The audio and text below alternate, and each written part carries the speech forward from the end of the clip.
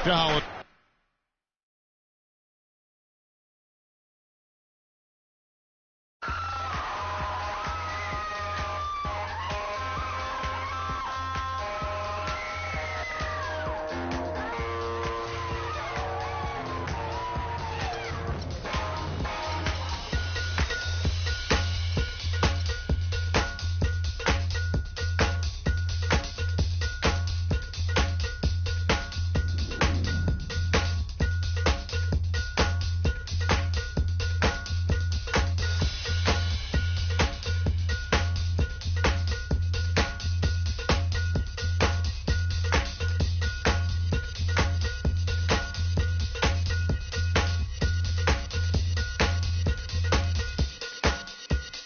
Brought to you by Sprite. It's the 2K Sports pregame show.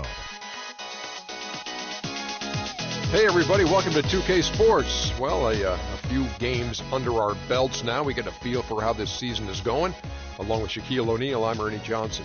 Moments away, it'll be the Indiana Pacers going up against the Celtics in Boston. Well, for Boston, they are hungry for a win here. Last season, they got swept by this team. 4 straight losses, something they haven't forgotten. All right, big fella, I want some straight talk on the Indiana Pacers. And this is not based on numbers or stats or any of that stuff. It's just when you watch them play. Are they the best defensive? Well, the weekend has officially begun, and we welcome you to this 2K Sports presentation of NBA basketball. Along with Steve Kerr and Clark Kellogg, this is Kevin Harlan. Well, it was the Indiana Pacers in their last game, a loss to the Wizards. And that does your confidence guys no favor. They got manhandled in that one. It wasn't pretty. Yeah, you want to talk about a team that just couldn't get into a rhythm offensively. That was a really ugly game for them. Yeah, you know what? I wonder about the game plan, but really, it was more about a lack of execution than anything else. Now a chance, courtesy of Gatorade, all fueled up and ready to go. The starting 5 on the floor. On the court for Indiana, Scola plays the 4 with Hibbert at the 5. Hill is up there with Rodney Stuckey, and it's George in at the small forward. Here is Bass. Celtics had a rough time in the East, and a lot of it was because they just would get worn down as the game went on. Had a very difficult time after halftime, in fact. Now, here is George. Hibbert, the pass to George. No good with the triple. Now, here's Bradley. Well, Doris, an interesting game. Moments ago, you had a chance to talk with head coach Frank Vogel. What do you have to say? I asked him which player he was most worried about, and his answer was immediate, Rajon Rondo. He said Rondo's ability to take control of games with his defense and his playmaking make it tough to mitigate what he can do on the floor. We'll see if he has something up his sleeve, guys. And thanks for that story, Doris. Boston with a 21-31 record against the rest of the conference last year, and it was because of what you said, Clark, being unable to fight back. Yeah, they would just either run out of steam after the half or run out of options at some point later in the game. They've got to find a way to be able to sustain good play for longer periods. He had no choice but to lunge for that pass to stop it from getting through. Well, that was a good job. It could have been a quick bucket if he doesn't knock it out of bounds there. Here is Bass. That's blocked. Now George.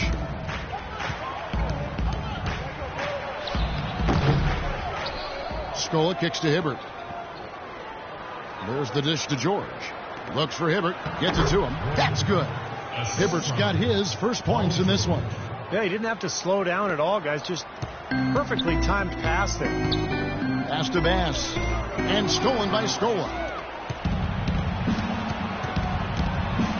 Hill with it. He had a 12-point outing in their last game against Washington. He put a lot of pressure on his opponent defensively, too. He had 3 steals in that game. That's good. You know, the height difference there is huge, but he canceled it out with great body control in the air. Exactly, Steve. He got to the hoop and wouldn't allow himself to be manhandled by the big boy. Now here's Rondo. 14 points from him the last game against Toronto. Good. Well, it took a while, but somebody finally got a shot to go. You know, I was starting to get a little concerned for them. I mean, it hadn't been pretty to this point. Well, it's been said about Rajon Rondo that he's the smartest guy in the room and also might be the most stubborn. He's got a terrific IQ for the game, but he's opinionated. We've seen him butt heads with coaches in high school, college, and the pros, but that certainly doesn't take away from his greatness. He's a winner, a champion, and a terrific point guard. Well, you're right. It has fueled his rise, whether it was at Kentucky, growing up in Louisville, or certainly playing with the Boston Celtics. Among some very important players, Hall of Famers like Allen and Garnett and Paul Pierce. He may have needed a little bit of that just to kind of clear the clutter and show that he could do it. Out of bounds, Indiana takes possession. And now a look at George Hill, some of the numbers for him. Last season's performance for him, he averaged about 10 points a game, 3 assists and 3 rebounds. And you always want that leader in the second unit. He's their guy to play that role. Steve, he comes on and runs the show for him when the reserves log minutes, and that's a job well done by him. I'm not sure what he was thinking about there. That's a strange foul. Who knows? Maybe he just wanted to take a break for a minute. Olenek, he's checked in for Brandon Bass. It has taken them no time to build this.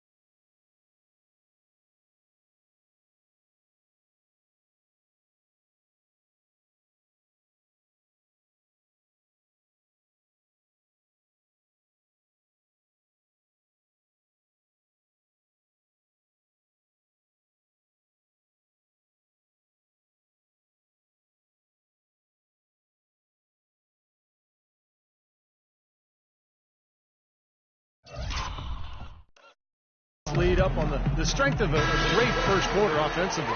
And they need to continue to put pressure on the defense and try to really run away with this one from here. Now here's Rondo. Celtics passing it around.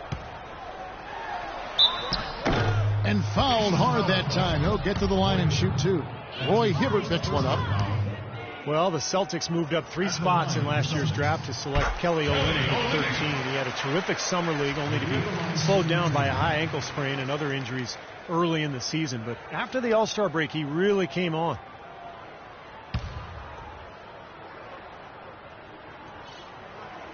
No good on the second free throw. And Coach Stevens pushing Olynyk to be aggressive offensively.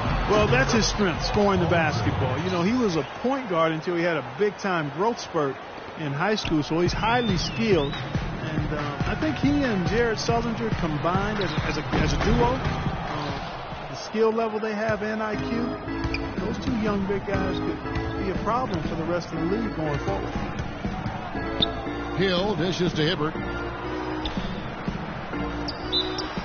And a foul called on the shot. Got him on the way up that time, so he'll shoot two right here.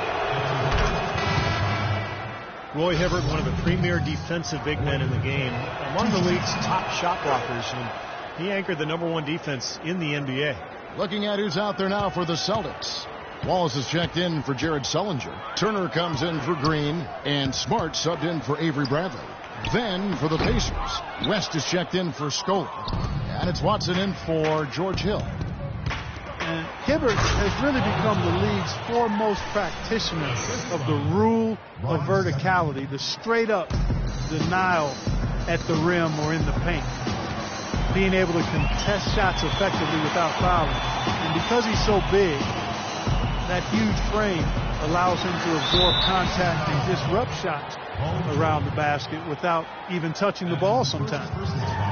And as officials become more aware of Hibbert's game, Steve, they're letting him play.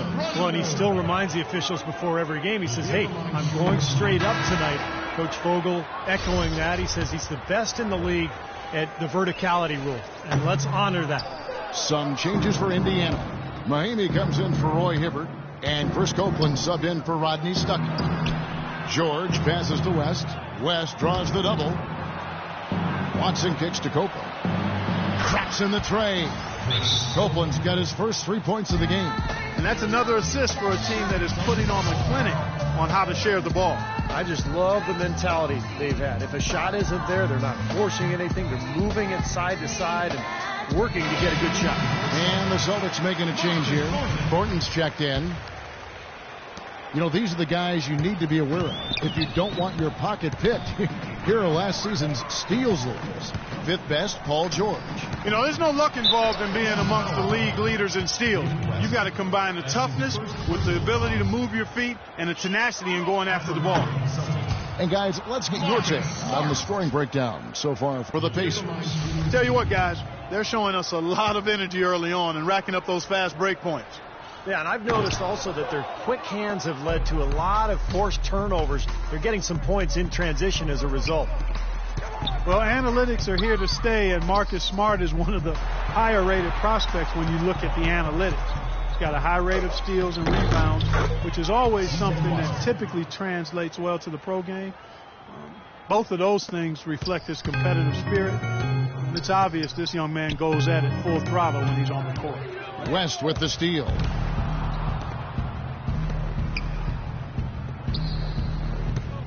Watson kicks to Copeland. It's good, and Watson picking up the assist. Copeland's got a couple of threes now in the first for the Pacers. Wallace left side. Here's Smart. Accurate with the jumper from the elbow. Smart's got his first basket of the night. And they have to mix it up defensively. That was just too easy. And Smart over to help. West kicks to Watson. To the inside. Copeland dishes to Watson. And he was fouled in the act of shooting. Chance here now for a three-point play. They've been getting way too many high percentage looks close to the basket. And tell you what, when they're getting them, they're converting. You know, the play in the paint, an aspect of this game that has gone entirely their way. Wallace misses. And here's Watson.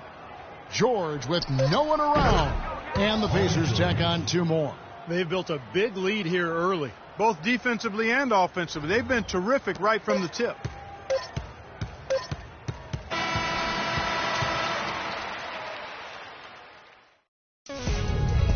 Coming up Tuesday, November 11th, Tim Duncan and the San Antonio Spurs go up against Stephen Curry and the Golden State Warriors, live from Oracle Arena.